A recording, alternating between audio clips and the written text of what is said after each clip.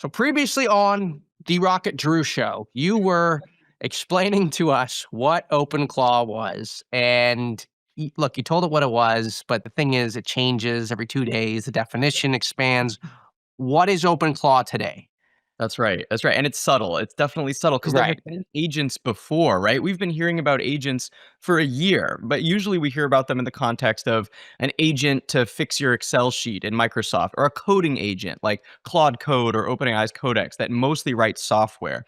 In contrast, OpenClaw is a personal AI agent. So, what does that mean? First, it's open source. So, anyone can download it, developers can modify it and tinker with it. Second, it can take control over your whole computer. So it can have access to all of your files. You can give it your credit card if you're crazy enough to do that, which some people are.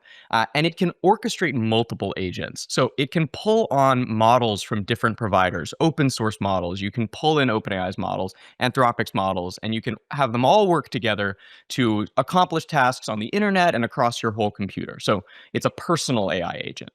And so this was one thing that I wanted to sort of clarify with you, which is that is OpenClaw the agent or is it the tool that you can use to create other agents? Yeah, that's a great question. Maybe the language is still getting ironed out here. I think if we're getting technical, it's a framework. It's an open source framework for creating agents. And one way you see this really clearly is that people will have multiple OpenClaw agents. They'll say, this is my therapist agent. This is my chief of staff agent. This is my information security agent. And, then the agents sort of have their own identities, let's say, their own personalities.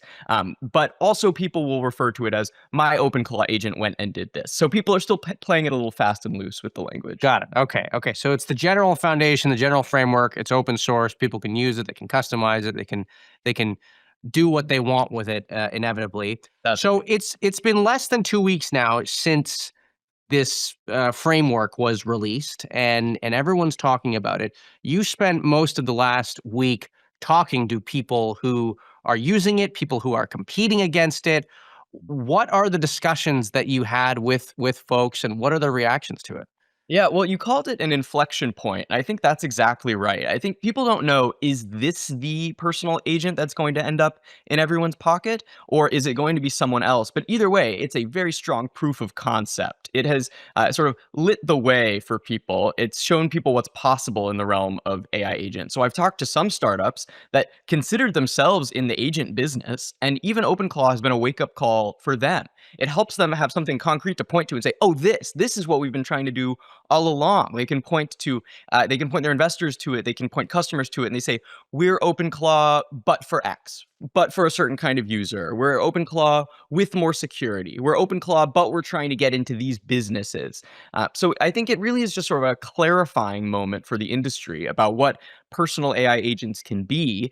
It also shows that people are quick to adopt this kind of really unproven technology and see what it's capable of. I mean, if you ever use some of the alternatives out there, like Claude Code, Claude Cowork, there are a lot of guardrails built in. Anthropic knows that the internet is an unsafe place to send an agent sometimes. It might get hacked. It might expose your personal information. So they try to be really careful about it. OpenClaw kind of said, YOLO, do whatever you want. And people were quick to embrace the kind of risks and freedom that come with that. So yeah, I think just a really strong proof of concept. But clarifying why, is it because it worked better than other agents in the past? Is that the idea? Yeah, I think it comes down to the sort of unfettered access people were giving it to their personal data and to all of their machines. You Right. have people That's that say, people were willing. They were willing to say, do whatever you want. Go that's crazy. right. That's right. People are giving it access to their workplace data, saying, go, check in with this team, scan my emails from the past week, look at the usage data, and come up with a marketing campaign for my company. Then go off and draft the marketing materials, create the actual the ad images that we're going to use. These sort of end-to-end things that pull in potentially very sensitive data at every step of the way. I think still my favorite example of how I've heard someone use OpenClaw is they set up a monitoring feed for their infant who's in the NICU. They wanted to know, based on this video feed, if my child's vitals change, I want to be notified of that. And of course, that's a very sensitive stream of data. That's a very confidential source of a video feed. But this person used it to great effect, and they did that using OpenClaw. So I think that's the source of the power is the access and control that people are giving it. And is anybody concerned about the cybersecurity implications of all this? Yes, I think people are very concerned. I think you are not going to see any sort of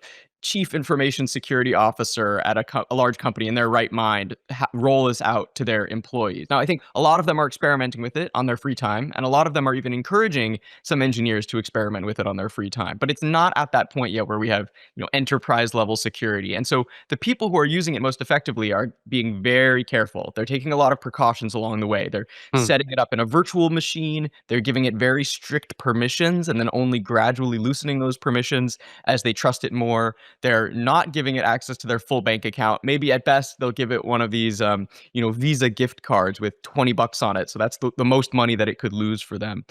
So people are using it very carefully, but to be careful requires a lot of technical expertise, which further limits who can use this thing effectively right now. Now you liken this moment to the moment that meme stocks really came into popularity, and also NFTs in some ways.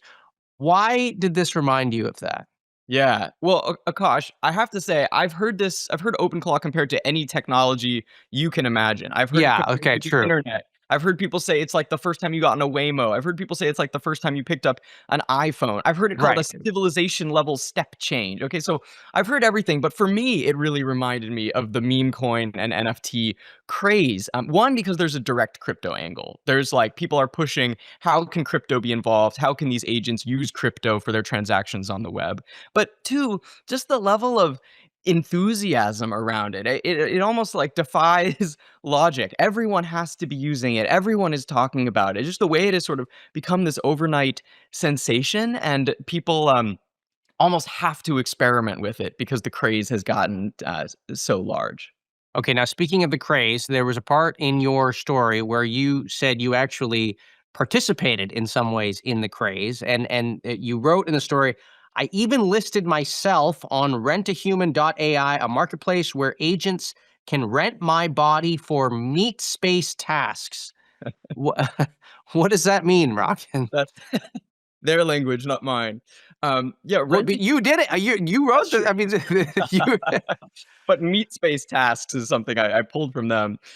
It's one of these spin-off sites. So if people saw a site went viral, they called it Moltbook. It's sort of a Reddit, but for AI agents. There have been a lot of these spin-off sites that are trying to ride the coattails of Moltbook. So you have Molt Match, which is Tinder for agents. You have Molt Secret, where the Molt can confess their your innermost secrets to each other. And then you have rentahuman.ai, where they can. It's like TaskRabbit, but instead of humans hiring someone to do something on the web for them, it's an agent hiring a human to do something in real life for them in the physical space. So the only example I've seen of this so far is that someone was paid $100 to stand out on a street corner holding a sign that says an AI agent paid me to hold the sign, and supposedly they made $100 for doing this task. Now I listed myself at the cheap rate of $15 an hour, thinking that would be a sure deal. Like an agent has to come along and rent me, but based on the site, it looks like a lot of humans have signed up for these kinds of tasks. So maybe I just wasn't in high enough demand. I said I have a pickup truck. I'm like, I'm sure there's an agent out there that needs to rent my pickup truck, but no leads so far.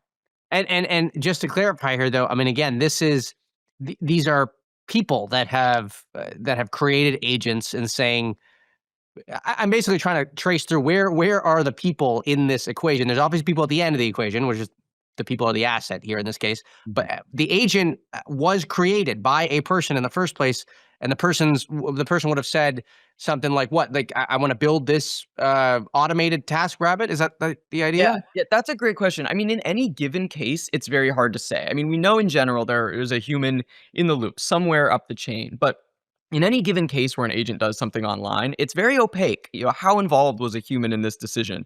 It could be as specific as a human even wrote out what it wanted the agent to say and gave it direct instructions. But sometimes people are giving their agents a pretty long leash. They're saying, look, between the hours of 2 and 4 a.m., when I'm asleep, do whatever you want. It's your personal enrichment time. Have fun. Here's a little bit of money. Here are some websites you can visit, and off it goes. And even agents can even spin up their own sub agents, and those can spin up their own sub agents. So at some point, it gets difficult to tell how far removed is the human in the chain. So basically, we don't know how explicit the instruction was from the human in some ways. Okay, well, that is the scariest part of this whole thing. So, Rocket, I want to thank you for coming on. We've got a lot more to learn, and I look forward to having you on more to educate us. That is Rocket True, our AI and robotics reporter here at The Information.